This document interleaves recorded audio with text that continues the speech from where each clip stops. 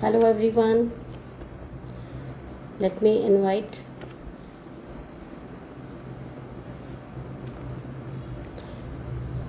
आप सबका फिर से स्वागत है आज होम्योपैथी के थ्रू होने वाले वीकली वेबिनार्स में। आज का टॉपिक बहुत इंटरेस्टिंग, जिनका बहुत अच्छा एक्सपीरियंस है।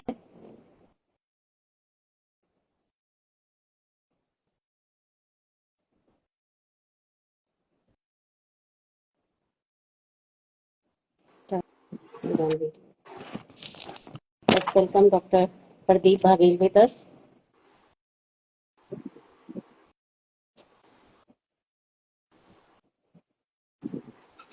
हम डॉक्टर सरन की भी वेट करते हैं, डॉक्टर सरन आ जाएं।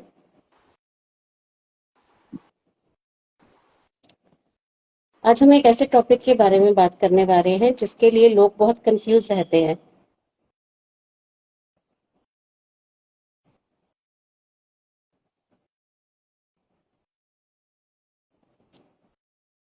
बच्चे बहुत शरारती होते हैं और पेरेंट्स को बहुत कंफ्यूजन रहता है कि जैसा जैसे आजकल बढ़ता जा रहा है ऑटिज्म है या क्या है, उसके लिए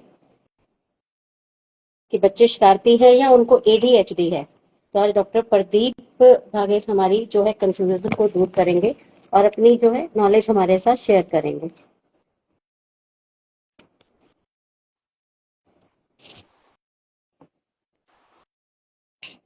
hello Good evening, hello doctor. Doctor Saran. Good evening. Good evening ma'am. Good evening everyone. Doctor Saran, आपको डॉक्टर प्रदीप नजर आ रहे हैं?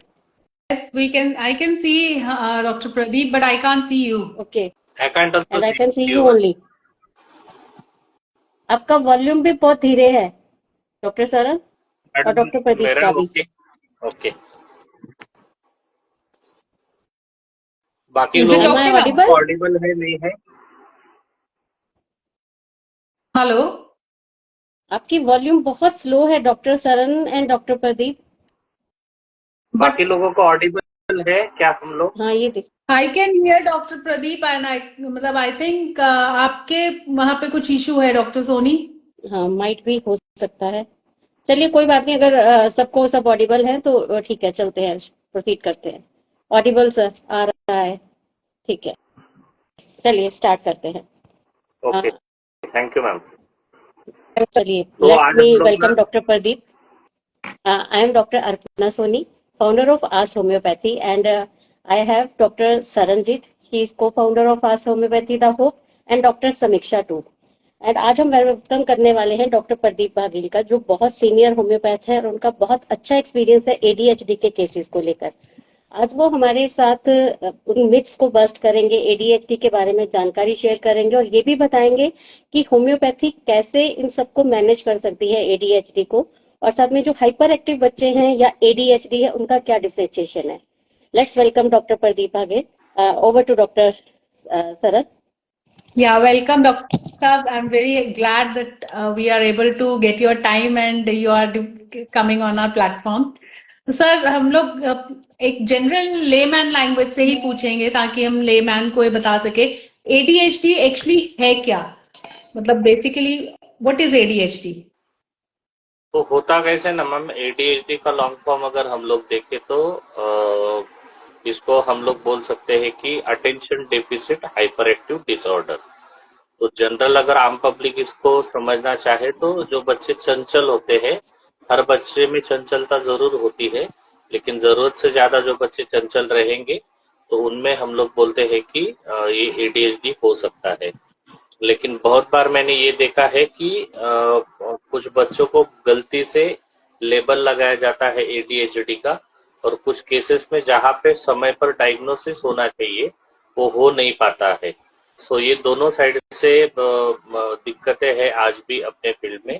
और दूसरी बात पेरेंट्स के लिए कि ये कोई बीमारी नहीं है, जैसे डायबिटीज या थायराइड को हम लोग बोलते हैं, ब्लड प्रेशर को बोलते हैं हम लोग कि ये बीमारी है। तो ये बीमारी नहीं है, this is a neuro developmental condition in children, not a disease. Hmm. तो सर इसके अंदर जैसे बच्चा कई बार होता है कि वो इनअटेंटिव है या हाइपर एक्टिव है, तो ये अलग अलग उसके साथ भी आते हैं बच्चे, तो दैट डजंट मीन कि ये एडीएचडी है या उसके अंदर इंक्लूड रहेगा ये सब। देखिए अभी ना अति मतलब इसको हिंदी में अगर हम समझे तो इसको अति सक्रियता हम बोल सकते हैं। तो इसके 3 फैक्टर्स होते हैं। तो पहला होता है रेस्टलेसनेस, जिसको हम बेचैनी बोल सकते हैं। दूसरा होता है इनअटेंटिवनेस कि जहाँ पे ध्यान केंद्रित करने में बच्चे को परेशानी होती है। और तीसरा होता है हाइपर एक्टिवनेस, जहाँ पे आवेगपूर्ण उनका व्यवहार रहता है। तो मुझे लगता है कि मैं तीनों को थोड़ा समझा दूं लेमैन लैंग्वेज में कि वो इसको कैसे जाने की मतलब क्या लक्षण इसके हो सकते हैं और क्या नहीं। तो रेस्टलेसनेस या बेचैनी में अगर हम लोग देखें तो इसमें ऐसा होता है कि हाथ या पैर का हिलाना या सीट पे अगर बैठा है, मान लो चेयर पे बैठा है तो हाथों से कुछ मूवमेंट कंटिन्यू चलते रहेगा या पैर को हिलाते रहेगा। लंबे समय तक एक जगह नहीं बैठ पाएगा, ये भी हो गया रेस्टलेसनेस का लक्षण। दूसरा, अक्सर अगर स्कूल में ये बच्चे जाते हैं तो एक जगह पे बैठेंगे नहीं, हमेशा एक सीट से उठ के दूसरी जगह, दूसरी से तीसरी जगह जाएंगे। शांत बैठने में इनको परेशानी होती है। और अगला बात रहता है कि स्लीप इनकी डिस्टर्ब रहती है। तो फिजिकली और आपको स्लीप के भी पैटर्न्स में ये बच्चे रेस्टलेस ही दिखेंगे। दूसरी चीज मैंने जो बोली कि इनअटेंटिवनेस होना, तो इनअटेंटिवनेस में ये चीज होती है कि कोई काम पे ये बच्चे ध्यान देकर काम नहीं कर सकते एक जगह पे। मतलब कोई इनको खेल खेलना है तो वहां पे भी वो एक एक एक टाइप में खत्म होने तक नहीं कर पाएंगे। उनको अगर हम लोग कुछ चीज लाने के लिए बोले तो वो शायद लाने के लिए जाए लेकिन लाकर ना दे। उसके बाद में असावधानी रहती है कि जैसे कोई चीज का डर होना चाहिए। एक एक उम्र रहती है कि जो उम्र से बच्चे ने कोई हाइट से कूदना चाहिए और वो हाइट से कूदना नहीं चाहिए। तो इनमें वो चीज का भी अभाव होता है, असावधानी का। तो असावधानी की वजह से बच्चे बहुत बार गिरने टूटने का इनको डर भी रहता है और अपनी चीजों को खो भी देती है। ये इनके इनअटेंटिवनेस के लक्षण जनरली हमको पाए जाते हैं। तीसरा मैंने बोला कि हाइपर एक्टिविटी, जिसके लिए ये ज्यादातर जाना जाती है। तो प्रतिक्रिया जल्दी देते रहेंगे कि जैसे हमने कोई सवाल पूछा तो सवाल खत्म होने के पहले ही वो उसका जवाब बोल देंगे। उसके बाद में सोचे समझे काम करेंगे।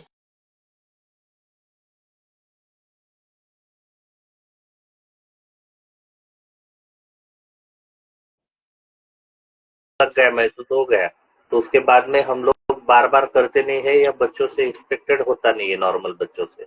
लेकिन ये बच्चे वहां पे वो चीज शायद से बार बार कर देवे कि जहाँ पे इनको ये चीज का ज्ञान नहीं चलता है। उसके बाद में ज्यादा से ज्यादा बात करते रहेंगे। दूसरों की बातों के बीच में रोकना या टोकना। जैसे अगर कोई होम्योपैथी डॉक्टर्स कुछ लोगों ने यहाँ पे सेशन ज्वाइन किए हैं तो मेडलसम नाम का एक रूब्रिक है हमारा, तो we can think about that. उम्र के हिसाब से ज्यादा बात करना, ये भी चीज आपको देखने मिलेगी। प्रिकॉसिटी, ये एक तरह का लक्षण होता है। दूसरों के कामों के बीच में दखल देंगे। अगर क्लास में बैठे हैं तो बाकी बच्चों के मुकाबले इनको बैठे रहने में परेशानी का सामना करना पड़ता है। निरंतर गतिशील रहते हैं, मतलब ज्यादातर माँ या पेरेंट जो हमारे पास में आते हैं तो वो बोलते हैं कि डॉक्टर साहब हमें पता ही नहीं चलता कि इतनी एनर्जी इसके पास में आती कहाँ से है। तो कहा मतलब कंटिन्यू ऑन द रन रहेंगे, कहीं पे चढ़ते रहेंगे, कहीं से नीचे आते रहेंगे। चुपचाप खेलने या कोई कार्य करने में भी इनको परेशानी रहती है। उसके बाद में आप अगर बात कर रहे हो, उनसे कुछ सवाल पूछ रहे हो तो बीच में ही आपको रोक सकते हैं। उनका अगर नंबर आए, जैसे कि मेरे पास में एक बच्चा था कि ऑटो अगर उसको पकड़नी है घर से बाहर निकलने के बाद, तो ऑटो आने के बाद में खाली है या नहीं है, पेरेंट्स के साथ अगर वो रहता था तब, तो वो देखता नहीं था, वो ऑटो की तरफ वो अपना छलांग लगा देता था। तो इस तरीके से बच्चे हाइपर एक्टिव रहते हैं। दूसरों की बातचीत, दूसरे कोई बच्चे इनको साथ में क्लिनिक में अगर है, एक हाइपर एक्टिव और एक नॉर्मल बच्चा, तो दूसरे बच्चा अगर जो कुछ कर रहा है तो उसके हाइपर मतलब एक्टिविटी में बाधा डालेंगे। उसके हाथ में कोई चीज है तो वो चीज अपने पास में ले लेंगे। तो इस तरीके से बच्चों का बर्ताव होता है। मतलब ये है कि ये बच्चे कॉशियस नहीं होते हैं बिल्कुल भी ना, मतलब बिल्कुल जैसे भी नहीं। आपने समझाया। ओके। मतलब हर एक चीज में कूद फाद भी है। तो ये बच्चे एजुकेशन मतलब इनका लेवल क्या रहता है, हाँ, ये मतलब आईक्यू देखिए लेवल क्या देखो, रहता है इनका? हाँ, दो चीजें होती है कि मेंटल एप्टीट्यूड है जिसको हम लोग आईक्यू बोलते हैं। तो आईक्यू का और एडीएचडी का वैसे कुछ एक दूसरे से संबंध है नहीं।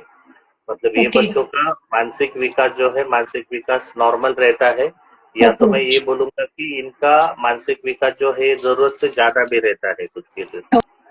तो ओके मानसिक आईक्यू का और एडीएचडी का एक दूसरे के साथ कुछ संबंध नहीं है, लेकिन लेट डायग्नोसिस, जैसे मैंने बोला कि इसका लेट निदान होने के जो कारण है, तो बहुत बार हम पेरेंट्स बच्चे को जो स्कूल में डाल देते हैं या डे केयर सेंटर में डालते हैं, तो वहाँ के टीचर से कंप्लेंट आती है कि एक जगह बैठता नहीं है, दिन भर इसको खेलना ही चाहिए, उसके बाद में स्कूल में कुछ चीजें भूल जाएगा, या फिर बिना जरूरत, मान लो इनके पास में घर से पेंसिल इरेजर आपने सब दिया हुआ है, लेकिन ये बिना वजह किसी का कोई चीज चुरा कर लाएंगे, या फिर ये भी करते हैं कि देखिए ना, बच्चे ना मिस्चीवस होते हैं, लेकिन ऐसा नहीं कि मिस्चीवसनेस दूसरे मतलब मजाकिया स्वभाव जो होता है एक लिमिट तक सही होता है। ये हाँ बच्चों जी में ये आदत पाई जाती है, जैसे मैंने चुराना बिना जरूरत। दूसरी आदत ये भी होती है कि मान लो एक बच्चे का इरेजर निकाल के या पेंसिल निकाल के दूसरे की बैग में रख दिया, ये लोग इसलिए ओके करेंगे कि ताकि टीचर को जब मिले तो टीचर उनको डांटे, और इनकी चोरी अगर पकड़ी गई कि इन्होंने वैसे रखा था तो ये हंस के झूठ बोल देंगे कि हमने किया नहीं है। तो these are two bad qualities they are having, कि एक लायर स्वभाव इनका होता है, जो रूब्रिक भी ओके आपको मिल जाएगा, और बिना जरूरत चीजें चुराना जो होम्योपैथी डॉक्टर्स अटेंड कर रहे हैं उनके लिए। तो क्लेप्टोमेनिया भी हम लोगों को इसमें देखने मिलता है। गर्ल्स की तुलना में बॉयज में ये ज्यादा आपको मिलेगा। इम्पल्सिव तो जैसे मैंने बोला कि इनके खुद के इम्पल्सेस को कंट्रोल नहीं कर पाते हैं, और जैसे कि हमारा आज का टॉपिक है कि every hyper active child is not a child of ADHD. Yes तो 4 साल की उम्र तक कोई भी बच्चे का चंचल होना नॉर्मल होता है, लेकिन हद से ज्यादा अगर है तो उनका चंचलता एडीएचडी की हो सकती है। इसको डायग्नोसिस करने के लिए कोई टेस्ट है नहीं, इसको एक क्राइटेरिया है DSM-5 का। तो हाँ जी DSM-5 का क्राइटेरिया अगर आप लोग जानना चाहते हो तो मैं उसके बारे में आगे बोलूंगा। हाँ जी हाँ जी सर, मेरा नेक्स्ट क्वेश्चन यही था कि किस एज पे हम लोग पता कर सकते हैं और क्या तरीका है इसको पता करने का, कैसे पता कर ओके, सकते हैं? एज वाइज अगर हम लोग देखें मैडम, तो एक 6 महीने की उम्र जो रहती है बच्चों की, तो 6 महीने की उम्र उम्र तक बहुत ज्यादा, हद से ज्यादा रोने वाले जो बच्चे रहते हैं, दिन में रोए रात में सोए, या फिर रात में रोए दिन में सोए, इस टाइप के बच्चे जो रहते हैं, तो 6 महीने की उम्र से हम लोगों को इस बात का पता चल सकता है। लेकिन जब वो घूमने फिरने की उनकी उम्र हो जाती है 1 से 1.5 साल, तो that is the right age कि हमको वहां पे पता चले। तो जैसे मैंने इसका 3 टाइप का अलग अलग चीजें बोला हुआ है, और DSM-5 क्राइटेरिया, ये criteria all over the world, पूरे दुनिया में यही क्राइटेरिया फॉलो किया जाता है डायग्नोसिस के लिए।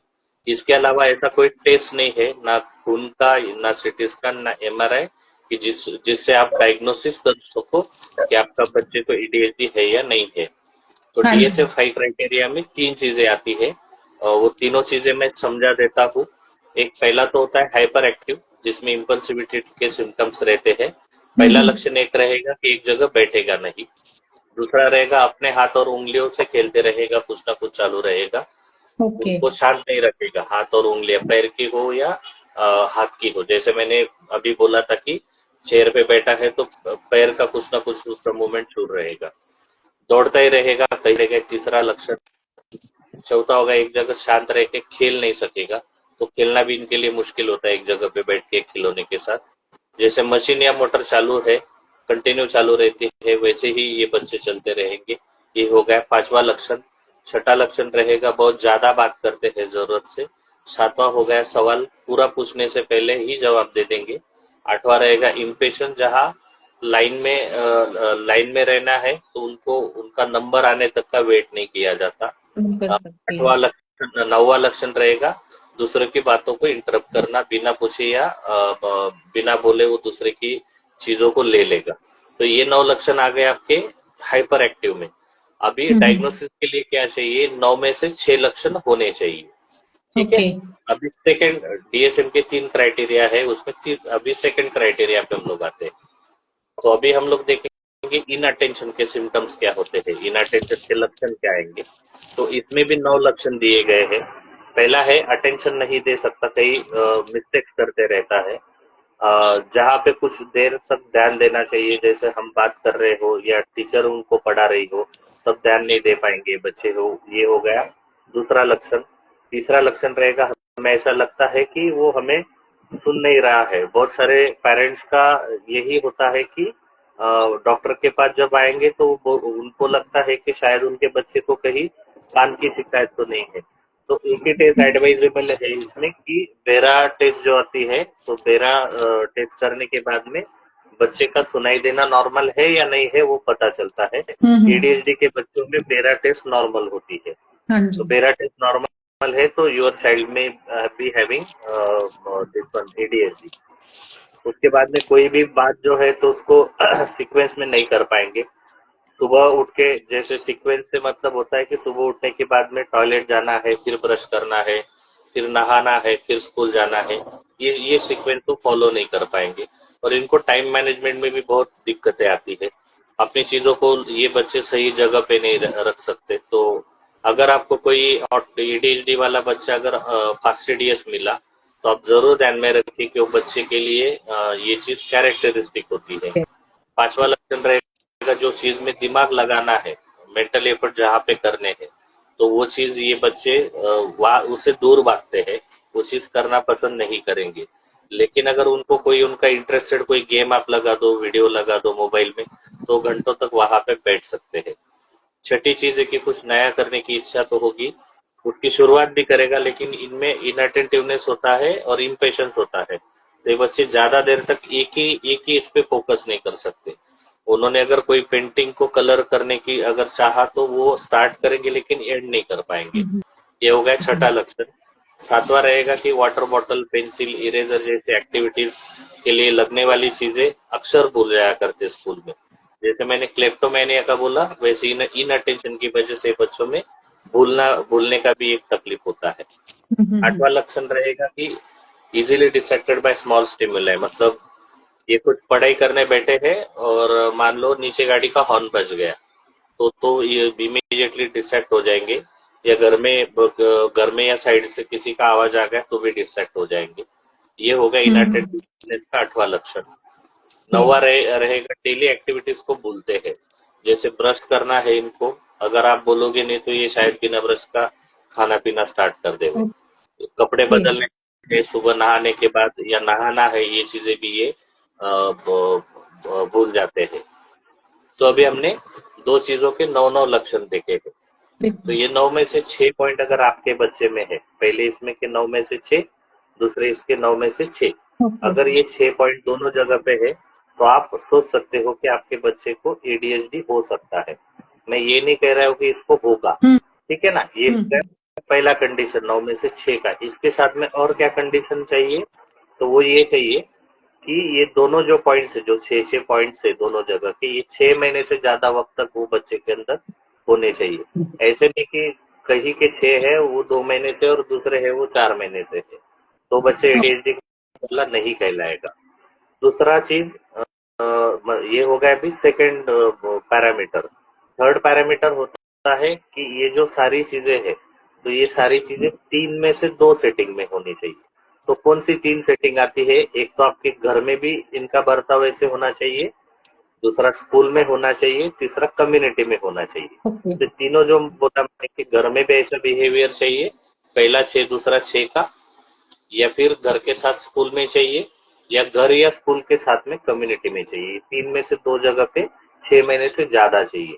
ये सारी चीजें अगर मिलकर आती है तो तभी ये बच्चे को एडीएचडी का बच्चा है ऐसा लेबल किया जा सकता है।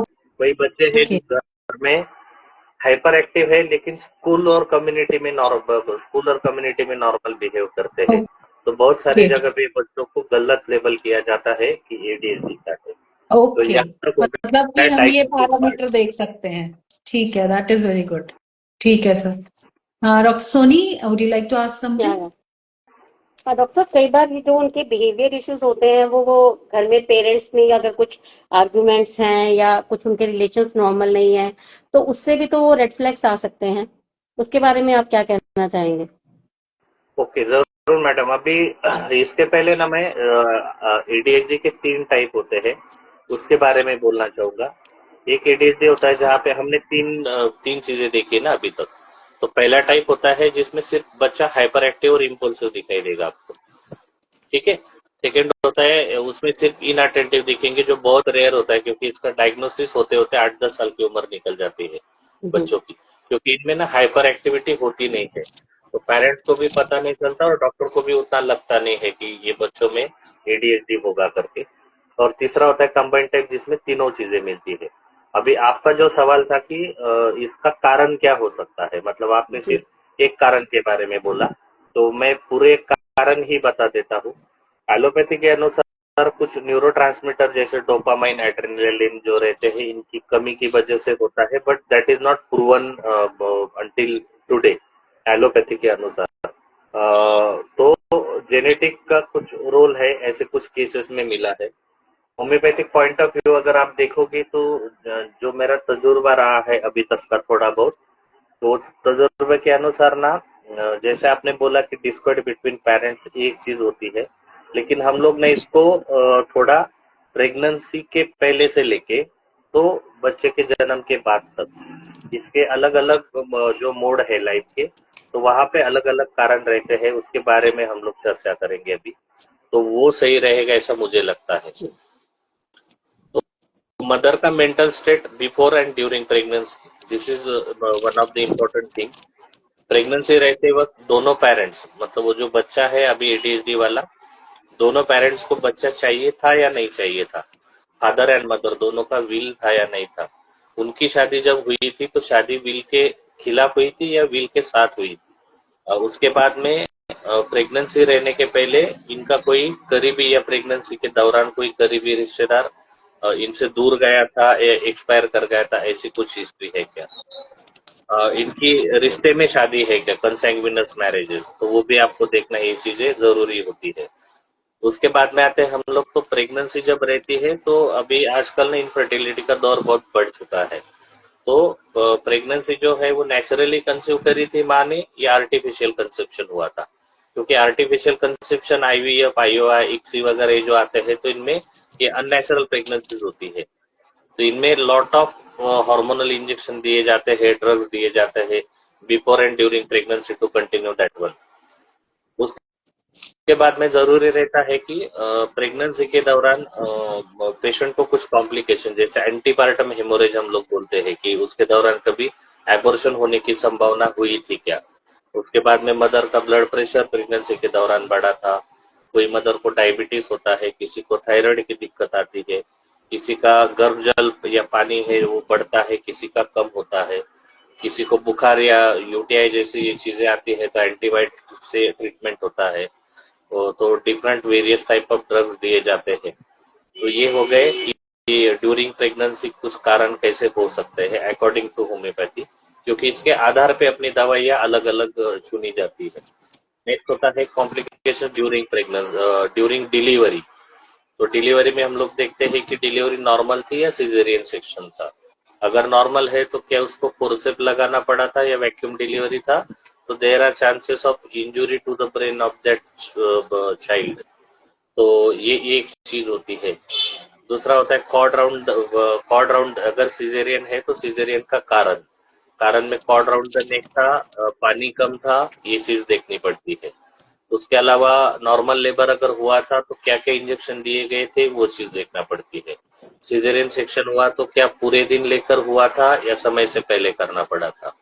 डिलीवरी के दौरान, डिलीवरी के पहले बच्चे ने क्या अंदर शी कर दिया था, पॉटी कर दिया था, जिसको हम लोग मेकोनियम बोलते हैं, तो क्या उसकी वजह से उसको एनआईसीयू में रखना पड़ा था या और कोई दूसरी वजह थी जिससे वो एनआईसीयू में था। क्या उसको जॉन्डिस हुआ था या नहीं हुआ था, क्या उसको ऑक्सीजन लगा था या नहीं लगा था, फिट आए थे या नहीं आए थे, जन्म के बाद में बच्चा तुरंत रोया था या नहीं रोया था। तो ये चीजें जरूरी होती है ड्यूरिंग द लेबर, जब बच्चा जन्म लेता है तब। नेक्स्ट रहता है कि कन्वर्जेंस फिट्स नियोनेटल पीरियड में, पहले 1 महीना 1.5 महीना की जब उम्र रहती है, क्या तब उसको आए थे। वैक्सीनेशन के बारे में 1976 और 1978 में एक आर्टिकल लिखा गया था जिसमें ADHD का और ऑटिज्म का लिंकेज सीधा सीधा लगाया गया था वैक्सीन के साथ में। तो हमें वो चीज देखनी होती है। कुछ बच्चों में ऐसा रहता है कि जन्म के बाद में अगर ब्रेन का ऑक्सीजन कम हुआ तो उनका अगर आप MRI करोगे तो MRI में आपको चेंजेस दिखेंगे इस्केमिक हाइपोक्सिक एन्केफेलोपैथी के। कुछ बच्चे रहते हैं सेरेब्रल पाल्सी के। तो ये चीजें हमें जरूर वहां पे देखना होती है। अभी इसके बाद में जो बचते हैं कारण, बच्चा जैसे ग्रो करने लग जाता है तो ग्रो करते समय डिस्कॉर्ड बिटवीन द पेरेंट्स, ये वन ऑफ द इम्पोर्टेंट, और इससे भी ज्यादा मोस्ट इम्पोर्टेंट कॉज है कि मोबाइल फोन या स्क्रीन टाइम जो है, तो that is leading to the most horrible and number of cases इसकी वजह से बहुत ज्यादा इंक्रीज हो रही है। आप अगर आपके आजू बाजू में जो भी पेरेंट्स है या देख रहे हैं तो आई विल एडवाइस कि आपका बच्चा चाहे जो भी उम्र का हो, मतलब बिलो 10 ईयर्स, तो आप जरूर ध्यान रखिए कि वो 1 घंटे से ज्यादा स्क्रीन टाइम उसका ना रहे। क्योंकि ये कुछ इसमें आया हुआ है कि ज्यादा अगर रहेगा स्क्रीन टाइम तो उसकी वजह से होने का चांसेस ज्यादा होता है। दूसरी चीज, हम लोग फैमिली न्यूक्लियर होते जा रही है तो there are no one to talk with the children, ये भी एक कारण हो सकता है। जहाँ पे दोनों पेरेंट्स अगर काम करते हो और बच्चे को डे केयर सेंटर में रखा जाता हो, it might be one of the reason. मैं ये नहीं बोल रहा हूँ कि ये रीजन होता ही है, लेकिन इस चीज को हमें जब दवा का चयन करना है तो तब जरूर इसकी तरफ ध्यान देना होता है। जैसे मैंने बोला कि ADHD को गलत लेबल किया जाता है, तो वैसे ADHD कुछ बीमारियां कुछ लक्षण को साथ में भी लेकर आती है। बहुत बार ऐसे रहता है कि खाली आपको बच्चा ADHD का ना दिखे, वो साथ में ऑटिज्म लेके आए, कोई कंडक्ट डिसऑर्डर उसमें रहे, कोई लर्निंग डिसेबिलिटीज रहे, या फिर डिले इन लर्निंग रहे। ये बच्चे जब बड़े होते हैं, आप देखिएगा कि 13-14 साल की उम्र या 15-16 साल की उम्र में अगर ADHD के बच्चे आपको देखने मिलेंगे तो ज्यादातर ये बच्चे सब्सटेंस एब्यूज की तरफ ज्यादातर चलते हैं। मतलब जब इसका दौर था नहीं इतना डायग्नोसिस का और ट्रीटमेंट का, तो तब के बच्चे ड्रग एब्यूज हो जाते थे, चोरियां करने लग जाते थे। तो इस तरीके से बच्चों में आपको ये चीजें देखने मिलती है। तो ये कारण है कि जो हमें केस लेते वक्त ध्यान में रखने होते हैं। ठीक है। डॉक्टर साहब, एक चीज मैं इसमें पूछना चाहूंगी कि जैसे अब आपने बताया कि मदर की मेंटल स्टेट ड्यूरिंग प्रेगनेंसी, या जैसे आपने बहुत सारे प्री बर्थ जो आपने सारे सिम्टम्स बताए, तो हम होम्योपैथी में जब हम केस टेकिंग करते हैं तो वहां पर हम इनके रूब्रिक्स कैसे बनाएंगे? मतलब क्या क्या सिम्टम्स लेके कैसे करेंगे हम इसको? देखिए, अभी मदर का स्टेट, मेरे पास में एक बेबी था, तो वो कुछ 4 इयर्स का था बच्चा, उसको मैं ट्रीट कर रहा था। और ये चीज ना, मदर कैसे रहते कि हम लोग जब हिस्ट्री लेते तो पेशेंट, ये भी आपके थ्रू तो अच्छा हो गया कि मैंने मेरे भी पेशेंट्स को ये लिंक भेजा है कि आप जाके ये चीज देख लेना। क्योंकि बहुत सारे पेशेंट में क्या रहता है ना, उनको लगता है कि इसका कोई कारण, मतलब इससे कोई लेना देना है नहीं। तो अभी वो केस मैं आपको बोलता हूँ कि क्या हुआ था। मदर कार में थी, नहीं, हाँ, मदर इस पे स्कूटर पे पीछे बैठी हुई और उन्होंने एक एक्सीडेंट देखा, रोड पे हुआ। तो रोड पे एक्सीडेंट हुआ था और जो बंदा था तो उनका खून देख लिया और उसके बाद में फेंट हो गई, वहां पे चक्कर आके गिर गई, थोड़ी देर बेहोश थी। ये चीज उन्होंने मुझे कुछ 6-7 महीना जब हुआ, बच्चे को थोड़ा इम्प्रूवमेंट था, थोड़ा नहीं था, तो तब जब हम रीकेस टेकिंग कंसिडर करते हैं तो तब मैंने फिर से एंटीनेटल में मैंने जाके उनको पूछा कि क्या कुछ चीजें ऐसी है। तो जब मैंने पूछा तो फिर उन्होंने ये चीज का जिक्र किया, लेकिन वो मुझे बोले कि मैं फेंट हो गई, मुझे हॉस्पिटल में लेकर गए, एक सलाइन लगा और उसके बाद में मैं ठीक हो गई। But that was a shock, mental shock to her also and that baby also, that led to this thing. उसके बाद में बच्चे के बाकी के जो लक्षण थे वो सारे लक्षण और ये रिमोट कॉज, मतलब ये रिमोट कॉज, ये देखते हुए मैंने वो बेबी को एलुमिना 051 पे स्टार्ट किया था and then that baby got improve. तो ये चीजें होती है। या फिर जैसे एंटीपार्टम हेमोरेज हो गया या पोस्टपार्टम हेमोरेज हो गया, तो चाइना जैसी रेमेडी रहती है तो उसको हमें बीच में कभी ना कभी दिए बिना केस आगे इम्प्रूव होता नहीं है। ठीक है। तो मतलब हमारे को हमारी रिपोर्टरी में इसके रिलेटेड रूब्रिक्स मिल जाते हैं बहुत सारे प्रीनेटल? बहुत सारे। इसमें ठीक है सर। देखिए, आपको जब रेमेडी देनी है ना, तो 3 चीजों का ध्यान रखना है। कोई भी रेमेडी आप जब दो तो वो रेमेडी का एक जनरल आउटलाइन आपको पता होना चाहिए। हाँ जी। जैसे फिजिकल जनरल्स हम लोग करते हैं वैसा। उसके बाद में एंटीनेटल आपको पता होना चाहिए, एंटीनेटल मेंटल स्टेटस में क्या क्या रूब्रिक आ सकते हैं। दूसरा, ड्यूरिंग प्रेगनेंसी पता होने चाहिए। जैसे डिस्क्राइब मतलब ज्यादातर फैमिली में देखने, लेकिन आपको ये देखना है कि मदर इन लॉ और जो भी बच्चे की माँ है, तो इनका अनबन चलते रहती है। इंडियन फैमिलीज में this is a common thing. तो उसमें पेशेंट का एडेप्टेशन कैसा है। कुछ पेशेंट है तो मतलब ये चीज के बारे में बात करना पसंद नहीं करेंगे, तो मन में रखेगी तो आप खुद ही बता सकते हो मुझे कि कौन कौन सी रेमेडी आ सकती है पॉसिबली। कुछ रोने वाली जैसी रहेगी तो उनमें जैसे भी नेट्रमूर, सप्रेस ग्रीफ, तो आप इग्नेशिया, नेट्रमूर है, तो इनके बारे में सोच सकते हैं। टैप भी होती है जनरल जो सबसे। सिम्टम होते हैं ना हाइपर एक्टिविटी के, जैसे भी आप सीट डाइवर्जेंट टू सीट, ये रूब्रिक में जाओगे तो आपको सिर्फ आयोडम और लैक्टेसिस मिलेगी। हाँ जी। लेकिन कोई मुश्किल से ही कोई केस रहेगा जो बाकी लैक्टेसिस और बाकी आयोडम को कवर करता हो, और अभी लैक्टेसिस आयोडम दोनों हॉट रेमेडीज है, और आपके पास में आया हुआ बच्चा चिली है और आप ये रूब्रिक लगा के दोगे तो कहीं सक्सेस आने वाली है नहीं उसको। ठीक है, तो मतलब हमारे को पूरा कॉन्स्टिट्यूशन लेना होता है उसका। कॉन्स्टिट्यूशन, और ये बहुत बार ऐसे है कि this is not the one time job और one remedy equal to the all result.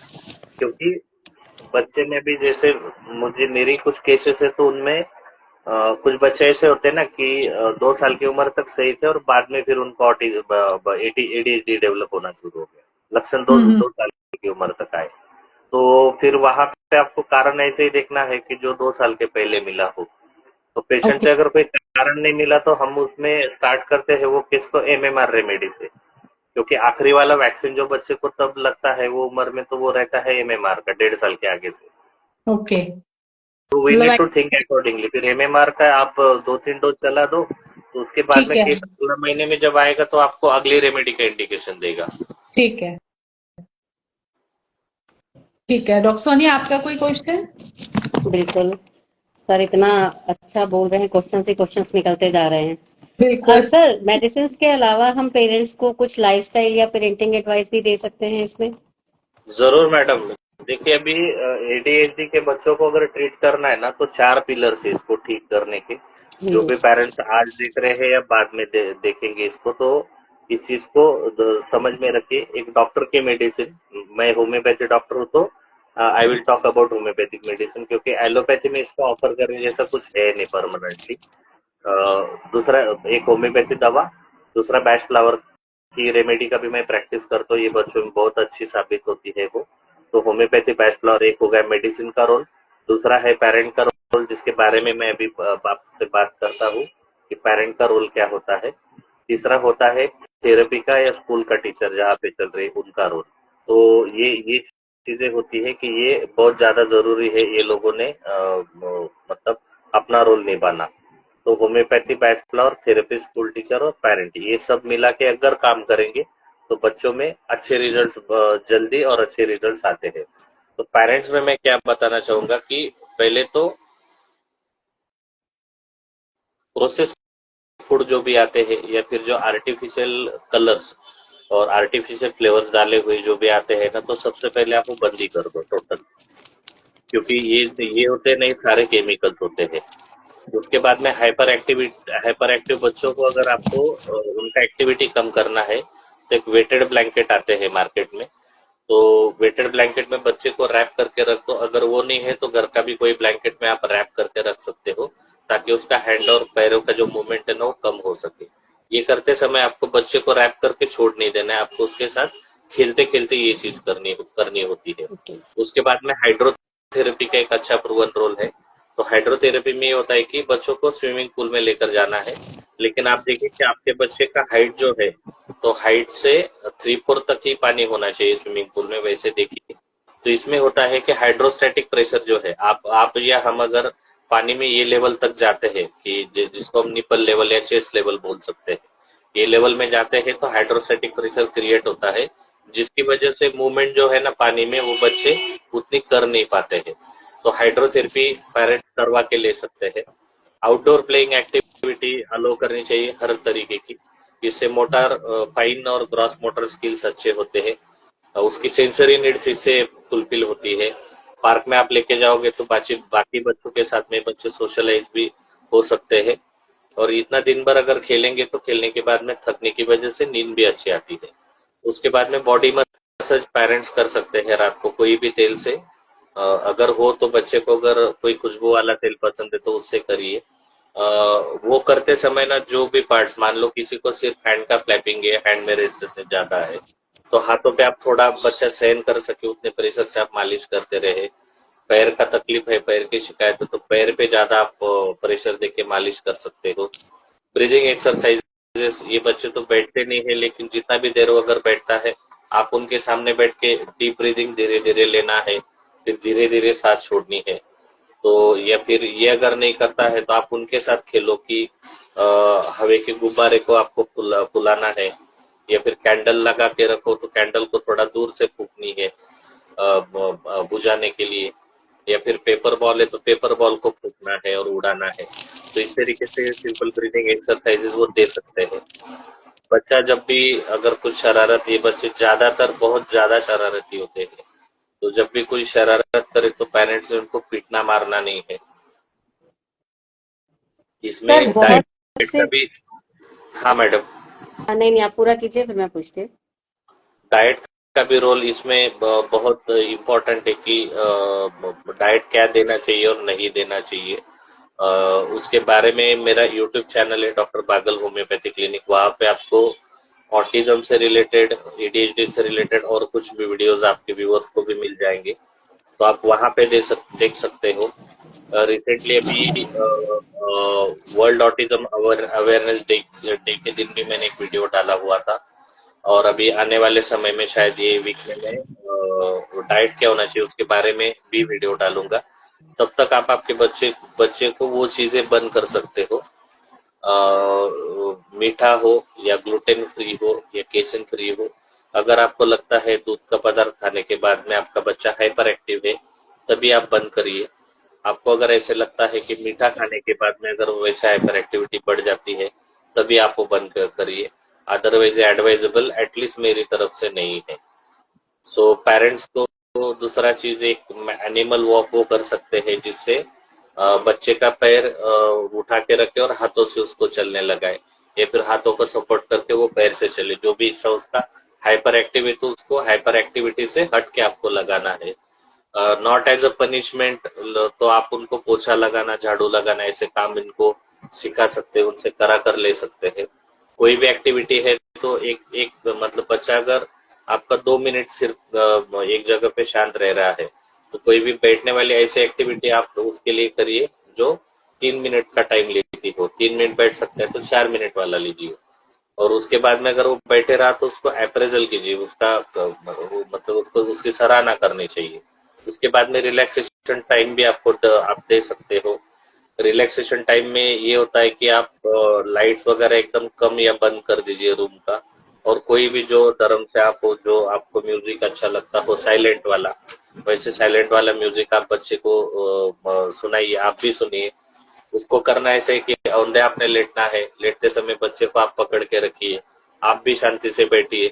बच्चा अगर छुलबुल कर रहा है तो उसको हाथों से, पैरों से जितना आप शांत कर सकते हो करो, बातों से उसको कुछ बोल के आपको शांत नहीं करना है। उसके अलावा एक्टिविटी मतलब खाने का जो जगह है वो आप उनका फिक्स करिए, क्योंकि ये बच्चे रूटीन रूटीन इनको आता नहीं है। साथ में ऑटिज्म है तो ऑटिज्म वाले बच्चे को रूटीन ही चाहिए होता है, वो रूटीन अगर डिस्टर्ब हुआ तो उसी इरिटेट होते हैं। तो एक्टिविटी का प्लेस, खेलने का प्लेस घर में आप फिक्स करिए, खाने का प्लेस फिक्स करिए। उसके अलावा रेगुलर उसके जो डीड से जो भी काम करने होते थे, मान लो ब्रश करना है तो बेसिन के सामने खड़े रह के वो ब्रश करे, ये चीजें आप फिक्स कर सकते हो। Prepare and follow the time table for routine, a lot and follow time जो भी आपने दिया हुआ है। 1 घंटा अगर पार्क में लेके जाके बोला है आपने शाम को 5 बजे से 6 बजे तक, तो वो टाइम आप उनको अलॉट भी करिए और लेकर भी जाइए। और बच्चे से आप को जो करवाना आप चाहते हो या फिर जो जो उसको पसंद हो, ऐसे एक्टिविटी डिजाइन करें। तो दोनों दोनों का मन आपने रखना है एज अ पेरेंट जब आपको एक्टिविटी डिजाइन करनी है।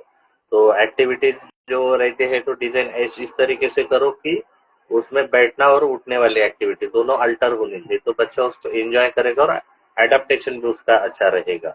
जैसे बॉल को आपने कोई बास्केट में डालना है, बॉल को थ्रो करके, और बच्चे को बोलना है कि वो जाकर वो बॉल वहां से लेकर आ जाए। तो इसमें क्या होगा, हाइपर एक्टिविटी उसकी उतनी देर के लिए थमेगी, और इसके साइकिल रिपीट करते जाते हैं और रिपीट करते हुए बढ़ाते जाते हैं। ठीक है, मतलब कि इसमें पेरेंट्स को भी फुली इन्वॉल्व होना पड़ेगा ताकि बच्चे का हाइपर एक्टिव जो है उसका थोड़ा डाउन हो, उसका सारा कुछ। लाइक ठीक हमें है, सारा ये लाइफस्टाइल, पर्सन डाइट का ये सिंगल और पर्सन स्पोर्टिक का काम ही थेरेपीज नहीं एंड है। मेडिसिन सबका एक Yes. अच्छा रोल रहेगा इसमें। हर एक का रोल है, हर एक का रोल अपना कोई अच्छे से देखिए। जैसे गाड़ी अगर चलानी है हम लोगों को ना, तो उसके 4 पहिए एक साथ चलने जरूरी होते हैं। तो एक पहिया बिल्कुल। खराब हो गया, पंक्चर हो गया, वो काम नहीं कर रहा, तो तीनों मिलके जहाँ डेस्टिनेशन जितने समय में जाना है उतने समय में नहीं जा पाए। हमें बेसिकली ना इस टाइम पे जब ऐसे आते हैं ना केसेस, तो हमारे को पेरेंट्स को ही समझाना बहुत मुश्किल हो जाता है।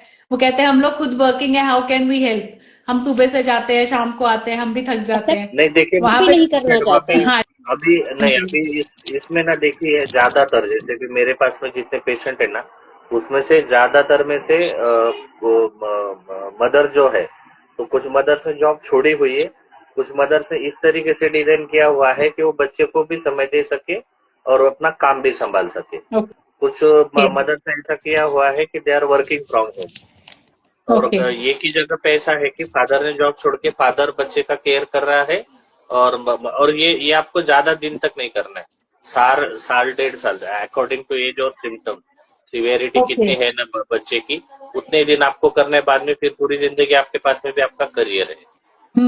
ठीक है। ये आपने अच्छा बताया कि 1.5 ईयर के लिए मैनेज कीजिए, उसके बाद फिर नॉर्मल हो जाएगा। ठीक है यस। डॉक्टर सोनी, आप कुछ क्वेश्चन पूछ रहे हाँ थे बीच में। जी सर, कई बार क्या होता है कि पेरेंट्स ऑलरेडी एलोपैथिक मेडिसिन लेते हुए हमारे पास आते हैं, और वो कई बार ये गलती करते भी हैं कि अपनी एलोपैथिक मेडिसिन अपने बच्चे की बंद कर देते हैं। तो उसके लिए हमें उनको क्या सुझाव देना चाहिए? देखिए, एलोपैथी मेडिसिन अगर कोई बच्चे को हाइपोथायराइडिज्म में, जिसको हम कुशिंग सिंड्रोम बोलते हैं, वो चल रहा है, तो आपको इमीडिएटली बंद नहीं करना है। आप उसको टैपर करके अपने मेडिसिन से रिजल्ट आने लगे वैसे टैपर करके बंद कर सकते हो। सेकेंड थिंग, अगर एंटी एपिलेप्टिक कोई मेडिसिन चल रहे हैं, तो उसमें आपको देखना है कि बच्चे का हाइपर एक्टिविटी जो है, तो कहीं वो एंटी एपिलेप्टिक की वजह से कम तो नहीं है, क्योंकि आप उसको अगर सडनली बंद करोगे तो बच्चे को कन्वर्जन आना शुरू हो जाएगा। लेकिन जहां तक एडीएचडी, सिर्फ एडीएचडी एक्सक्लूसिव है बच्चे को और उसकी गोली दवा चल रही है, तो you can stop them from day 1। There is no need कि उसको कोई टैपर करना है, क्योंकि इसकी गिनी चुनी दवा है जो टेम्पररी काम करती है, और बच्चे का एक्टिविटी जो ब्रेन में, जैसे डोपामिन, एड्रेनालिन के बारे में हमने बोला, तो उसको शांत रखने का वो गोली काम करती है। तो आप गोली नहीं खाओगे तो ओरिजिनल सिम्टम डिसीज के आने लग जाएंगे। तो जिंदगी भर वो गोली खाना तो कोई वो बच्चे के लिए ऑप्शन है नहीं। ओके, तो आप कोई केस शेयर कर सकते हैं, हमारे जी सर। ऑडियंस में भी किसी ने पूछा हुआ है। केसेस ना मैडम, इसमें ऐसे सिंपल केसेस होती नहीं है कि अभी बचा हुआ जो भी टाइम है मेरे पास 15-20 मिनट, तो जो भी टाइम रहेगा उसमें मैं खत्म कर पाऊँ। सो हाँ आई हाँ विल हाँ। श्योरली चलो अरेंज आप वन, ये बता, हाँ जी हाँ जी हाँ जी, बता दीजिए। हाँ, एक कोई कैसे आपने डील एक अलग वेबिनार ही करूंगा। जैसे केसेस में इसमें ऐसा नहीं है कि रैंडमली मैं आपको यहाँ पे बता दूं, it needs proper presentation and time. एक केस अगर ठीक है प्रेजेंट करने की तो it will take at least 1 hour. अभी ठीक है। यहाँ हाँ पे एक जी, क्वेश्चन था एब्सोल्युटली हो कंजेनेटल, गया। शायद डॉक्टर सैयद पूछना चाहते हैं कि हाँ कंसैंग्विनस जी मैरिज। हाँ, तो ये sir, consanguineous marriages is one of the reason. ये जो भी सारे रीजन मैंने बोले ना, these are not the exclusive reason in any of the case.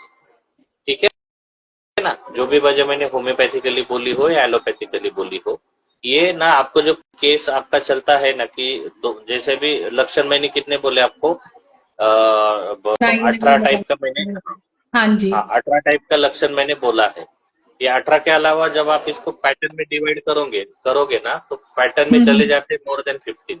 साथ में ऑटिज्म आप जोड़ दो तो ऑटिज्म के अलग आ जाते हैं। ये 50 होते, उसके भी और कुछ 30 लक्षण आएंगे। तो 80 में से एक बच्चे में आपको एक समय में 20 से 25 लक्षण देखने मिलते हैं। ओके। तो 20 से 25 लक्षण जब आप ट्रीट कर रहे हो ना, तो ऐसा बहुत कम बार होता है कि आप सारे के सारे लक्षण कोई एक रेमेडी देने के बाद में पूरी तरह से ठीक कर पाओ। जैसे मैंने बोला ना कि हम लोगों को कहा था कि प्री मैरिटल एज तक जाना है बच्चे को, तो लेयर बाय लेयर इनकी ट्रीटमेंट होती है। हर महीना 2 महीने में रेमेडी चेंज होते चलते हैं। जो भी लेयर हम लोगों को दिखे तो अकॉर्डिंग टू दैट हमें देना होता है। ठीक है। तो दैट नीड्स गुड प्रेजेंटेशन। वो इतने जल्दी समय में मैं नहीं बता पाऊंगा। नहीं, आपने बहुत अच्छा बताया कि हमें एक ही मेडिसिन के साथ नहीं, वी कैन चेंज। जो जैसे होम्योपैथी में हम कहते हैं कि हमने एक से ही ठीक किया, but we find it difficult कि हम एक से नहीं कर पाते। तो सर अब डोजेस जो बच्चों को जैसे हम देते हैं पोटेंसी वाइज, कैसे कहाँ से शुरू स्टार्ट करते हैं मेडिसिन की? जो भी मेडिसिन अवेलेबल अगर एलएम पोटेंसी में है तो मैं एलएम पोटेंसी में ही देता हूँ। ओके। उसके अलावा जो भी नोजोड लगे तो 1M 10M में जाता हूँ। अच्छा जी। और ओके। बाकी जो मतलब अकॉर्डिंग टू ब्लॉकेज, जैसे मैंने कोई वैक्सीन का एंटीडोट अगर करना है तो 30 पोटेंसी में मैं जाता हूँ। अच्छा, तो देर आर वैक्सीन डिफरेंट के type of. Antidote low potency, otherwise higher potency. हाँ, हायर पोटेंशियल रूटीन में जो है, जैसे भी मान लो कोई बच्चे का मेरा कॉन्स्टिट्यूशनल रेमेडी है टेरेंटुला, तो I will start with 0/1, then improve करते रह रहा है वैसा 0/1, 2, 3, 4 जहां तक लगे वहां तक।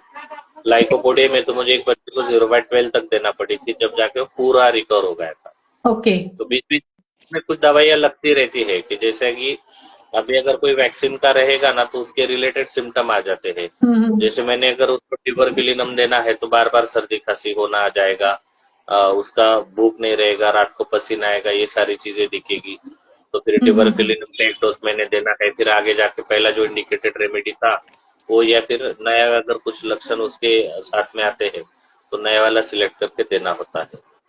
मतलब आप साथ साथ वो मेडिसिन भी चलाते हो 0/1 और साथ में दूसरी भी देते हो कि उसको स्टॉप करके नेक्स्ट स्टॉप देते हैं? करके one medicine eight one time. अच्छा, ठीक है।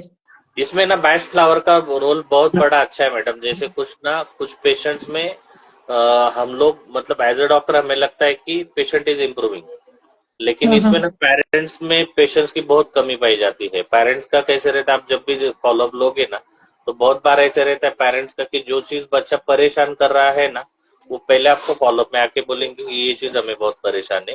और जो चीजें अच्छी हुई है, जब आप आपकी केस देखकर उनको सवाल करोगे तो उसके बाद में वो बोलते हैं हाँ इसमें तो कमी है, हाँ इसमें तो कमी है, खाना भी अच्छे से खा रहा है, अभी तो वो सोता भी अच्छे से है। तो पेरेंट्स में ये चीज होती है कि पेशेंस की कमी होती है, बिल्कुल।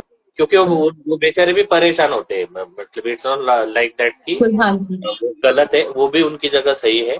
लेकिन इसमें ना पेशेंस रखना बहुत जरूरी है, क्योंकि जैसे भी सर्दी खांसी बुखार का पेशेंट, डायरिया का पेशेंट हम लोग देखते हैं तो उसका हम विद इन 24 आवर्स फॉलोअप ले सकते हैं। हाँ लेकिन जी। ये केसेस में आपको एटलीस्ट 1 मंथ के बाद में ही follow up will be the best choice. और साथ में ना ये जो थेरेपी चलती है, बिहेवियरल ऑक्यूपेशनल थेरेपी दी जाती है। ऑक्यूपेशनल थेरेपीज का भी रोल बहुत बड़ा है। जैसे मैंने टीचर्स में बोला था आपको कि हाँ जी। पेरेंट स्कूल का टीचर, थेरेपी का टीचर, बाद में मेडिसिन का रोल, ये सारा मिलेगा जब जाके होगा। अभी कुछ जो पेरेंट्स रहते हैं कि उनको हम बोलते हैं कि आप स्क्रीन टाइम कम कर दीजिए, फिर भी उनका स्क्रीन टाइम जो है तो 2 घंटा, 4 घंटा, 5-5 घंटे तक चलते रहता है। बिल्कुल। हाँ जी, होता है। हमारे अपने घर पे है तो हम बाकियों को क्या बोले, नॉर्मल बच्चे आजकल जस्ट बिकॉज बच्चे क्योंकि खाना भी नहीं क्लासेस खाते हैं ऑनलाइन बिना हो स्क्रीन जाती के। है, तो एडिक्शन हुई है फोन की। Phone addiction is very common now. तो एक सर अपने हाँ मोबाइल जी। रेडिएशन नाम की दवा भी आती है अपनी, कुछ हाँ बच्चों जी। में हाँ वो भी जी। हाँ देना जी। जरूरी होता है। बिल्कुल बिल्कुल, वाईफाई रेडिएशन से जो बनती है वो भी है। हाँ जी। तो सर मेरे को एक बात बताएं कि जैसे आपने ये सब बता दिया है, और स्वीट्स वगैरह आप कह रहे थे स्टॉप करनी चाहिए, स्पाइसी फूड भी इसमें बंद करना चाहिए बच्चों का क्या साथ में? देखिए मैडम, होम्योपैथी के अपने जो प्रिंसिपल है ना, we need to rely on those principles कि जैसे ना, हाँ, पाइल्स की अगर शिकायत किसी को है तो आपको भी अभी तजुर्बा है इतना कि हर हर पेशेंट जो आपके पास में पाइल्स का आता है तो जरूरी नहीं कि हर पेशेंट को फिश खाने के बाद में दिक्कत बढ़ती हो, ये आपने भी बिल्कुल। नोटिस किया होगा। हम्म। और जनरली आप अगर आयुर्वेदा या एलोपैथी में जाओगे तो फिर वो लोग बोलेंगे कि आपको फिश नहीं खाने हैं। हम्म। अभी हमारा साइंस ये बाकी दोनों तीनों साइंस से डिफर कहाँ पे करता है, सो हम लोग इंडिविजुअलाइजेशन करते हैं। जैसे आपने मुझे बोला कि कोई केस हमें बताइए, बराबर, तो एवरी केस इज इंडिविजुअल ना। तो बिल्कुल। जो जैसे मैंने अभी बोला कि अगर आपको लगता है कि आपके बच्चे को मीठा खाने के बाद में ही दिक्कत आ रही है, तभी आप मीठा बंद करिए। आपको लगता है कि किसी की चीजें दूध या दूध से बने हुए पदार्थ के बाद में उसको तकलीफ होती, तब आप उसको बंद करिए। ओके। जरूरी नहीं कि हर बच्चे के लिए आप उसको रूल बना के सबको ही बंद करिए। ठीक है, ठीक है सर। सर कुछ मिथ्स भी हैं इसके बारे में जो लिखा है किसी ने कि पुअर पेरेंटिंग की वजह से ये होता है, लोगों के ज्यादातर दिमाग में होता है कि बच्चे नॉटी हैं, पेरेंट्स ने ध्यान नहीं दिया, तो वहां पे हम उन लोगों को कैसे, ये मिथ्स कैसे बस्ट करें उन लोगों के? पुअर पेरेंटिंग के बारे में तो मैं बोलूंगा कि पुअर पेरेंटिंग की वजह से नहीं होता है एडीएचडी, लेकिन हाँ जरूर पेरेंट्स अगर है, दोनों वर्किंग है और घर पे आने के बाद में भी बच्चा आपके पास में आ रहा है कुछ बताने के लिए और आप अगर उसकी तरफ ध्यान नहीं दे रहे हो तो ही मे हैव दैट फीलिंग, और वो फीलिंग के बाद में फिर आते हैं। मैंने कुछ बच्चे ऐसे भी देखे हुए हैं कि जहाँ पे पेरेंट्स वर्किंग रहते हैं तो बच्चा तो बोल नहीं पाता है। तो we need to connect this things according to homeopathy. जैसे कि एक मेरे पास में बच्चा था, जैसे भी आप केसी बोल रहे तो हम लोग इस तरीके से कुछ डिस्कशन में चले जाते हैं। वो बच्चे को आदत थी यहाँ पे छापने की ये हिस्से में, और उसने इतना इतना इतना चबा के रखा था कि वो पूरा हिस्सा ठीक हो गया था। ठीक है ना। और पेरेंट्स से, मदर थी उसकी लॉयर, वो कोर्ट में प्रैक्टिस करती थी और फादर कोई ऑफिस में था।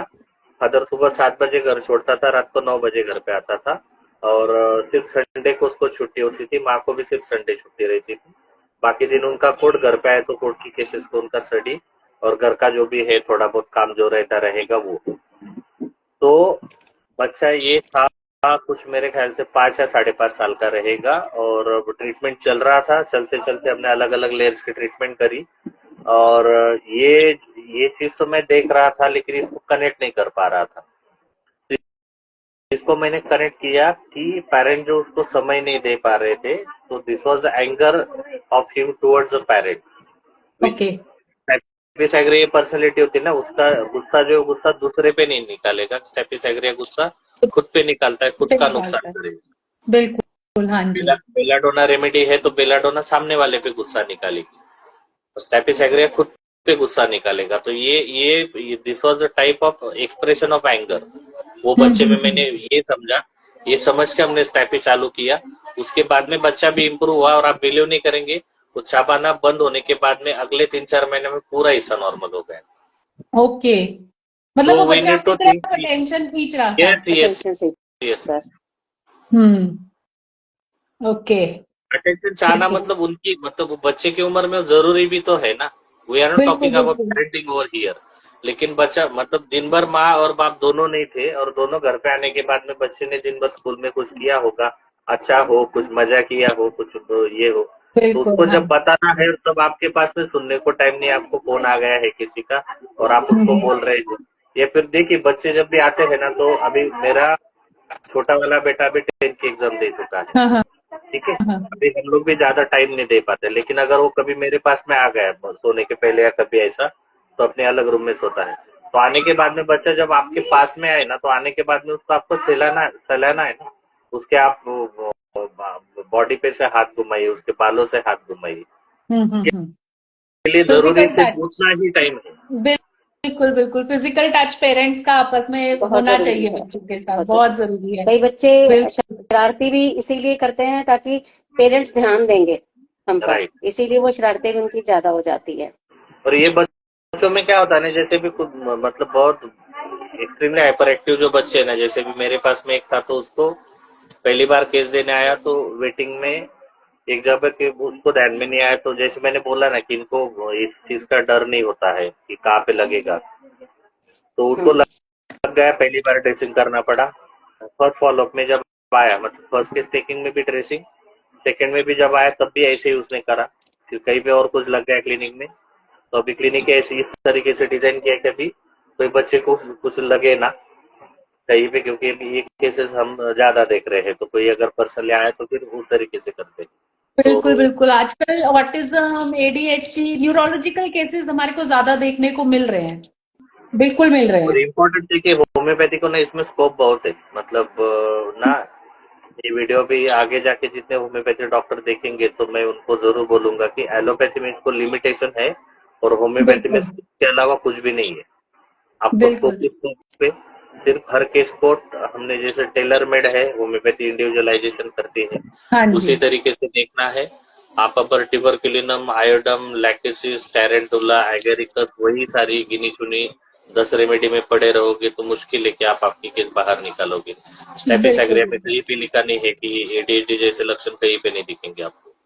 तो अप्रोचेस, मल्टीपल अप्रोचेस से आपको हर केस में एंट्री करनी होती है। कहाँ पे आपको वैक्सीनेशन काम में आएगा, कहाँ पे बिल्कुल। आपको प्रीमैरिटल हिस्ट्री काम में आएगी। हाँ हाँ जैसे मैंने आईवीएफ के बेबीज बोला तो एरिस्टोलोकिया क्लेमेटिस, आपकी कोई भी रेमेडी हो XYZ वो चल रही हो, लेकिन केस इंप्रूव होना शुरू हुआ या बंद हो गया, या फिर इंप्रूव हुआ नहीं, आपने फिर से केस लिया, फिर से वही रेमेडी आपको दिख रही है, तो फिर आपको ये पता चलेगा कि मैं कहाँ पे गलत हूँ।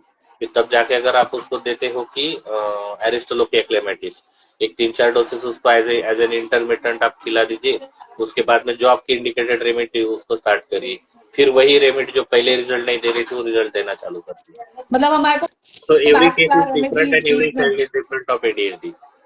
ठीक है, बैकफ्लावर रेमेडीज भी बीच में बहुत हेल्प कर देती हैं फिर। कोई स्पेसिफिक रेमेडी सर बैचफ्लावर की? बैचफ्लावर में देखिए वॉलनट आती है, वर्वेन आती है, चेस्टनट बर्ड है, व्हाइट चेस्टनट है, रेड चेस्टनट है, तो ये सारी विलो ये आती है, ओक आती है, पाइन कुछ बच्चों में लगती है। इस पे मैंने एक वेबिनार भी लिया हुआ था, मतलब ये डॉक्टर्स के लिए था कि ओके कौन सी एक गिनी चुनी टोटल 38 है, उसमें से आई थिंक 14 या 19 थी कि जो रेमेडीज बार बार इसमें आती है यूज में। तो बैचफ्लावर में क्या होता है ना, मेरा वहां पे टॉपिक आधा रह गया, सॉरी। अच्छा वो आपने याद दिला दिया फिर से। तो कोई एक सिम्टम ऐसे रहता है ना बच्चे की केस में कि केस इंप्रूव होते रहता है, और कोई एक सिम्टम पेरेंट्स को डिस्टर्ब करता है, तो उसके लिए वो जब हमें बोलते हैं ना, तो that is right time to prescribe Bach flower. तो क्या बैचफ्लावर दे दोगे ना, तो एटलीस्ट जब तक बैचफ्लावर चल रही है ना, तो पेरेंट्स का वो एक लक्षण की तरफ उतनी एटलीस्ट उतने दिन के लिए ध्यान नहीं जाता है जब तक कि आपकी ओके रेमेडी उसको कवर ना कर ले। ठीक है। इम्पेटियंस भी I think there is a medicine जब पेशेंस भी बहुत, है ना, मतलब ये मैंने, दो आई बच्चे डोंट का तो प्रैक्टिस बैचलर क्वालिटी पर है ये ही मैंने नहीं, सुनी है। इम्पेशंस का क्वालिटी है ही ना। हाँ जी हाँ जी, ठीक है, दैट्स गुड। मतलब we should learn a bit about Bach flower also now, क्योंकि इसके काफी अच्छे रिजल्ट्स हमने देखे हैं जो न्यूरोलॉजिकल डिसऑर्डर्स में, तो हमने बहुत अच्छे सुने हैं इसके रिजल्ट्स। मैं दैट्स सिर्फ गुड। रेस्क्यू रेमेडी यूज करती हूँ, मुझे लगता है कि अब मुझे और भी आगे सोचना चाहिए इसके लिए। नहीं मतलब इससे टॉपिक से हटके भी मैं कहूंगी, एक अपने फैमिली में ही मैंने जैसे विलो दिया है तो it gave a good result. Father को दिया या किसी को भी जैसे दिया तो बहुत अच्छा रिजल्ट आया, जो ग्रीविंग में रहते हैं बाद में, आफ्टर स्पाउस डेथ जब ग्रीविंग में चले जाते हैं, तो विलो से अच्छा रिजल्ट मिला मुझे। कभी कभी ऐसे होता है जैसे बच्चों की कुछ आदतें होती है ना, जैसे क्लिप्टोमेनिया छूट ही नहीं रहा है, आप best of the remedy selection दे रहे हैं, आप उसको वॉलनट चालू कर दो, तो ओके शायद सिर्फ वॉलनट की वजह से उनकी वो आदत छूट जाती है। ओके तो वी नीड द मतलब ब्रॉडर अप्रोच चाहिए हमारा, कोई एक जगह कोई एक सेट ऑफ रेमेडीज कोई एक अप्रोच को लेके हमें बैठना नहीं है। बिल्कुल कोई एक टाइप ऑफ मेडिसिन से नहीं चलना है, या फिर आप ये भी मत मानिए कि आप बच्चे को थेरेपी नहीं दोगे। हाँ होता है, माइल्ड ऑटिज्म की केसेस विदाउट थेरेपीज भी होती है, and I am glad to share with you कि मेरे अभी तक के 3 या 4 बच्चे हैं ऐसे कि जो नॉर्मल स्कूल्स में जाने लग गए हैं, जिसमें से एक बच्चा अभी फर्स्ट स्टैंडर्ड में जो है, तो फर्स्ट स्टैंडर्ड में ऑल क्लासेस 4 क्लासेस है, तो चारों क्लासेस में मिलके वो टॉपर आया हुआ था। तो those parents are really, this are inspiring stories रहती है बस सो इसमें फेलियर्स भी देखने मिलते हैं, जरूरी नहीं कि हर केस में हम सक्सेस ही हो। क्योंकि मैंने जैसे बोला ना कि सबका रोल है, तो हर किसी को अपना रोल निभाना है। उसमें अगर कोई एक पीछे रह गया तो फिर मुश्किल बन जाती है। ठीक है। We are trying to give our 100% to each and every case. हाँ जी सर, जैसे हम मेडिसिन दे रहे हैं तो साथ में पेरेंट्स को कह सकते हैं कि इनको बिहेवियरल थेरेपीज में डाल दीजिए, या घर में ही चेंजेस कर लीजिए, वो बेटर रहेगा। घर में करने का कैसा रहता है, मॉडरेट ऑटिज्म, उसके बाद में severe autism, sorry ADHD. Autism with ADHD. हाँ जी। पहला तो फिर कोई भी हो, माइल्ड हो या मॉडरेट हो, मॉडरेट एडीएचडी के लक्षण या फिर सीवियर एडीएचडी के लक्षण, या फिर ऐसा बच्चा जिसको माइल्ड एडीएचडी के लक्षण है लेकिन उसकी उम्र 5 साल से ज्यादा है, तो I will advise therapy with the therapy centre only. क्योंकि ओके। वहां पे ना हर बच्चे का 1 से 2 घंटा समय जाता है, वहां पे ठीक है। एक्टिविटीज होती है। और मैं आपको श्योरली कह सकता हूँ कि नॉन वर्किंग अगर सिर्फ मतलब हाउस वाइफ भी है, सो ये मुश्किल होता है उनके लिए कि वो उतना समय निकाल के उतना टेक्निक से उनसे करवा के ले। जितने भी बिल्कुल। हाँ जी। हफ्ते में 2 या 3 दिन थेरेपी सेंटर में इनको जाना होता है, तो बाकी दिन की भी एक्टिविटी मैं बोलता हूँ कि 10 में से 5 या 6 ही माँ ऐसी होगी कि जो टाइम निकाल के वो एकदम सटीक तरीके से कर पाती हो। बिल्कुल। सो तो मतलब it is not CBT an option therapy. कि आप सिर्फ घर पे लो, ये ऑप्शन है ही नहीं, और ये केसेस के लिए तो है ही नहीं। ठीक है। ठीक है, मतलब वी शुड एडवाइज कि ऐसे पेशेंट जब हमारे पास आते हैं, हमें एडवाइस कर देना चाहिए कि इनको सीबीटी से मतलब बिहेवियरल थेरेपीज देनी चाहिए साथ में। ठीक है, ठीक है। थैंक यू सर, बहुत ही अच्छा, मतलब सर एक काफी लास्ट, ब्रॉड स्पेक्ट्रम में हमें पता लग गया इसका। नहीं बिल्कुल, एक लास्ट मैं चाहती हूँ कि आप जो यंग होम्योपैथ है उनको कोई मैसेज जरूर दें। मैसेज एक ही है कि इंडिविजुअलाइजेशन को आप इग्नोर मत करिए, और ये केसेस में ना आपको भी पेशेंस, जैसे मैंने पेरेंट्स का पेशेंस बोला ना, तो you also need to be patience. कि आपने एक तो पहला जब भी आप रेमेडी दे रहे हो तो आप उसको हर एंगल से सोचिए कि आपको इंडिकेशंस मिल रहे हैं या नहीं मिल रहे हैं मेडिसिन। इंडिकेशंस अगर है तभी आप प्रिस्क्राइब करिए। 1 या 2 रूब्रिक या सिंगल रेमेडी रूब्रिक आपने कहीं पे पढ़ा, मेरा वेबिनार देख लिया या किसी के सेमिनार अटेंड कर लिया और वहां पे एक केस देखी और आपने दे दिया, ये प्लीज मत करिए, इससे फेल्योर ही आएगा और कुछ नहीं। और इंडिविजुअलाइजेशन को जब भी आप रेमेडी दोगे, जो भी दोगे, तो उसके बाद में रेमेडी के ऊपर आप कंफर्म रहिए। एटलीस्ट 2 महीना तक आपने अगर 30 से स्टार्ट किया है केस, तो आप 200 के कुछ डोसेज दीजिए। 200 से स्टार्ट किया हो तो 1 ml देकर देखिए। रेमेडी चेंज करने का वो मतलब इम्पेशंसली रेमेडी चेंज आपको भी नहीं करनी है। ठीक और है। केस इसमें जरूरी होता है कि केस जब ब्लॉक होती है ना, तब आपको ये आप मतलब आपका सही एग्जाम जो होता है वो तभी होता है कि आपका केस इंप्रूव होते होते ब्लॉक हो गया है, तो तब क्या करना है। और तीसरी बात, single remedy single dose for a single patient at a single time, तो ये चीज आप भूल जाइए। मतलब मुझे तो अभी तक के कोई केस ऐसा मिला नहीं है कि जहाँ पे वेल सिलेक्टेड एक ही रेमेडी मैंने दी थी और उसी में पेशेंट मेरा पूरा ठीक हुआ था। क्योंकि न्यूरो डेवलपमेंटल डिसऑर्डर है, तो बच्चा जैसे डेवलप होते जाता है न्यूरोलॉजिकली और फिजिकली और मेंटली, उस तरीके से जो ब्लॉकेजेस उसके जीवन में आए थे वही तरीके से ही आपको ठीक होगा, वो उसके बिना होता नहीं। बिल्कुल। हाँ जी, नहीं ये तो तो है। you need to change your remedy according to the state of the patient. Okay. Hahnemann sir ने लिखा है, every chronic diseases need series of remedies और सीरीज ऑफ एंटीसोरिक रेमेडीज। तो ये क्रॉनिक डिसऑर्डर ही है, तो उस तरीके से आपको इसकी तरफ देखना है। ठीक है सर, जैसे एक और लास्ट में मैं पूछूंगी, जैसे आपने भी बोला कि बीच में आपका केस अड़ गया है, मतलब ठीक होते होते एक ब्लॉक आ गया है, तो वहां पे फिर हमारे को नोसोड सोचने चाहिए। नोजोड भी आते हैं और केस में ब्लॉकेजेस आपको पता होता है ना, जैसे आईवीएफ का मैंने बोला, हाँ एरिस्टोलोपिया, जी। हाँ एपीएच या हाँ पीपीएच हुआ रहेगा तो उसका मैंने चाइना बोल दिया।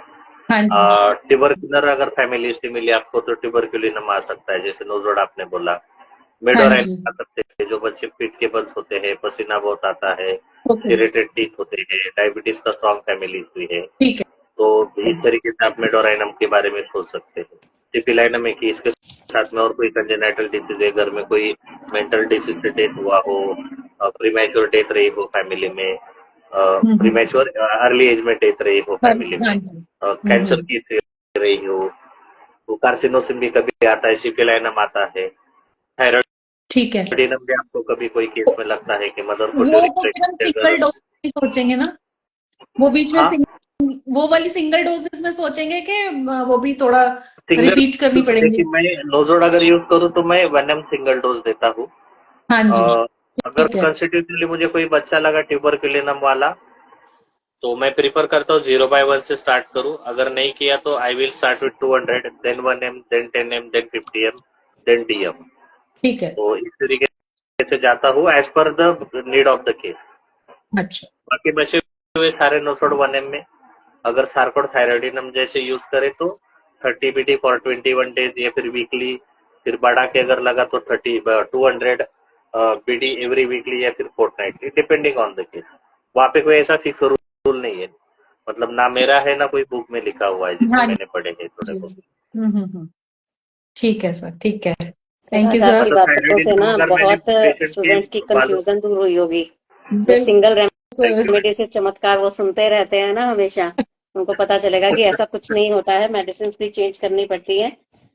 सही हम पर लोग ये मैं नहीं दे रहा हूँ ना मैडम, ये डॉक्टर हैनेमन सर ने लिखा हुआ है हाँ ना जी, 6th एडिशन। नहीं, मेरे को भी बहुत कई बार हमारे को खुद को हो जाता है हाँ कि हम लोग इतनी मेडिसिन प्रिस्क्राइब कर देते हैं, बट मतलब we have to change quite a lot. तो ये आपकी बात सुन के हमें भी लग रहा है कि नहीं, it's we are doing the right thing, it's कि जिस फाइन, टाइम हम सही पेशेंट कर को रहे जो हैं। चाहिए वो दे रहे हैं। हम्म, बिल्कुल, बिल्कुल, ठीक है, थैंक यू सर, बड़ा ही अच्छा लगा। Thank you very much sir. Thank बहुत यू ही वेरी मच। हाँ नहीं सर, बहुत ही इनलाइटनिंग सेशन रहा। आपने बहुत सारे कंफ्यूजन्स हमारे भी दूर करे और व्यूअर्स के भी दूर हुए। तो लास्ट में बिल्कुल, बस इतना ही ये है सर, फोरम आप का कुछ और कहना भी चाहेंगे? धन्यवाद, आप दोनों का भी धन्यवाद, आपने मुझे इनवाइट किया और ये नहीं बहुत सर, ऐसा चैलेंजिंग नहीं है। टॉपिक जो है उस पे मेरी बात रखने का मुझे मौका मिला, तो आप दोनों का धन्यवाद और आपके फोरम का भी धन्यवाद। Thank you sir, thank you thank you very much very sir. Much. आपने हमारी भी एक बहुत बड़ी मिथ दूर कर दी है कि सिर्फ अगर बच्चा पेरेंट्स के आगे बिहेव कर रहा है ऐसे और बाकी सब जगह पे नॉर्मल है तो he is not ADHD yes yes, person. ये उसमें मेरे को देखिए ना बहुत ही अच्छा लगा। जस्ट मैं आपका सिर्फ 1 मिनट लेना चाहूंगा और हाँ जी, हाँ जी, क्योंकि ना ये चीज रह गई हम लोगों से। डिफरेंशियल डायग्नोसिस जो होता है ना, मतलब जो हमारा टॉपिक था स्कोर, ये हम लोग थोड़े से ऑफ द टॉपिक हो गए। तो डिफरेंशियल डायग्नोसिस में आता है ना कि कुछ बच्चों में इंटेलेक्चुअल डिसेबिलिटीज होती है, तो बिल्कुल, हाँ उनको भी जी, लेबल किया जाता है ADHD का गलती से। कुछ हाँ बच्चे जी, होते हैं ना वो शरारती, किसी का सवाल था यहाँ पे, हाँ केमिस्ट्रीवर्स बच्चे ऐसा कुछ था, ये कमेंट यहाँ पे। जी, हाँ तो शरारती बच्चे हैं जो है ना सिर्फ हाइपर एक्टिव रहने वाले, वो बच्चे ADHD वाले नहीं होते हैं। हम लोगों जो DSM-5 का क्राइटेरिया देखा है वो क्राइटेरिया को फॉलो करना चाहिए। उसके जो तीन टाइप का बोला है कि 6 महीना से ज्यादा हाँ जी, और 3 से 2 सिचुएशन, और ये जो 2 थे 9 में से 6 लक्षण। इसके बिल्कुल, अलावा डिफरेंशियल डायग्नोसिस में आता है ना, कुछ बच्चे एंग्शियस होते हैं तो एंग्जाइटी डिसऑर्डर रहती है, उसको भी हाइपर एक्टिविटी का नाम गलती से दिया जाता है। बिल्कुल, बड़े हाँ अगर जी, बच्चे हैं तो जिनमें ऑब्सेसिव कंपल्सिव डिसऑर्डर, बार बार हाथ धोना, इस तरीके से होता है।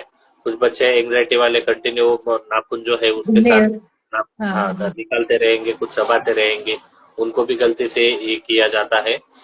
और एक होता है एब्सेंट सीजर। मेरे पास में एक, मतलब मैं नाम तो नहीं लेना चाहूंगा, लेकिन एक डायग्नोस केस, इसके डायग्नोसिस कौन करते हैं आपको तो पता ही होगा।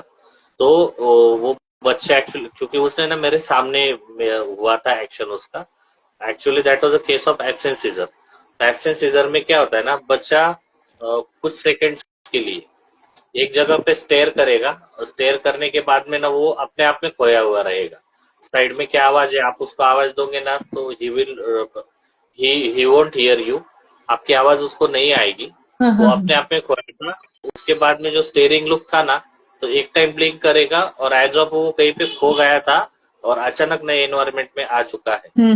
तो ये चीज जब आपको ये, this baby was labelled as the baby of ADHD, but this was the case of absent scissor.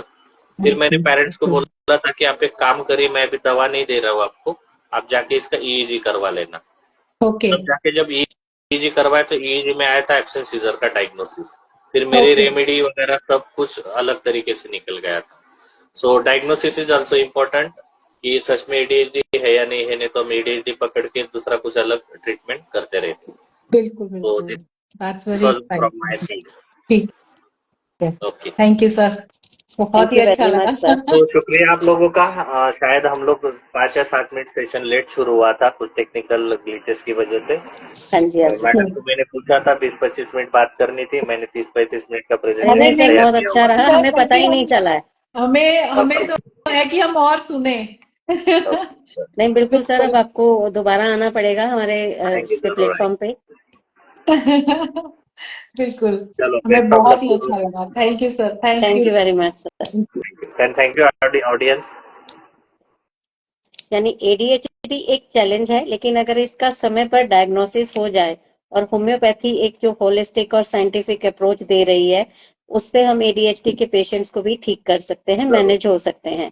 और इसके साथ साथ यही बात है कि हर एक जो शरारती बच्चा है वो एडीएचडी का बच्चा नहीं है। तो इस बात को पेरेंट्स को और कम्युनिटी को भी इस बात का ध्यान रखना चाहिए और स्क्रीन से अपने बच्चों को दूर रखना चाहिए। डाइट पे उनकी ध्यान दीजिए, यही आज का की मैसेज रहेगा।